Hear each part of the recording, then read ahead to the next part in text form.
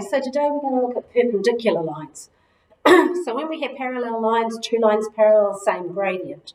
What's the difference between this and perpendicular lines? So if we look at a line, a perpendicular line is at a right angle to this at any point. So they're perpendicular because it's a right angle. So to find the gradient of a perpendicular line, we still use the gradient of our original, so we might call this one M1 and M2, all right? But the gradient of this one is obviously negative, so we need the perpendicular one to be positive, so we change the sign on it.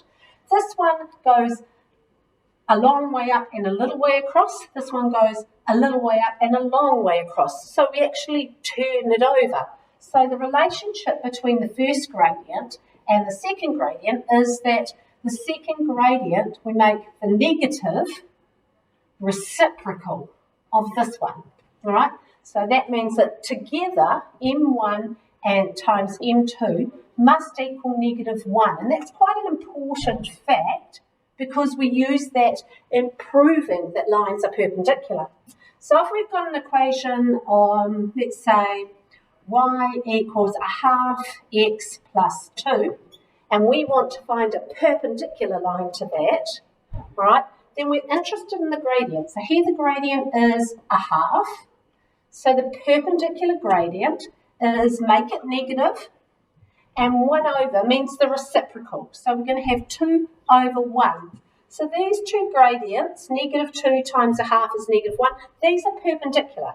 So a line with that gradient is going to be perpendicular to this one. Now they're actually going to ask you to find the line perpendicular to this through a point. So let's have a look at another example. Find the perpendicular line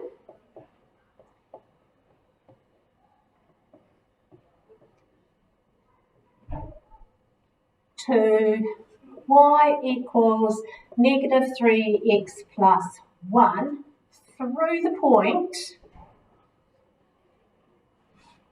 1, -2. All right? So that's the question. So we've got this line here, whatever it happens to be, we don't have to draw a picture of it, but the gradient of this line is this number, the number in front of x. So M1 equals -3. For our new line, our perpendicular line, we need M2.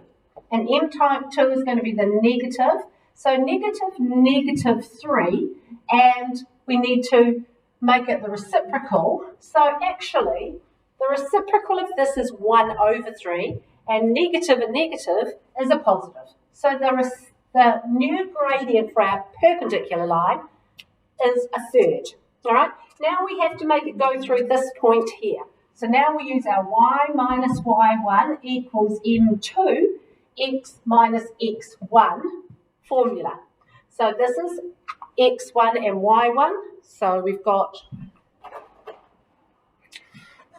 x1 and y1 here. All right? So we can go y minus y1, -2, equals M2, 1/3, x minus 1. So that equals y plus 2 equals 1/3 x minus 1, which we want to write as y equals 1/3 of x minus 1/3 minus 2. So -2 and 1/3. That works out too. So that's how we do perpendicular.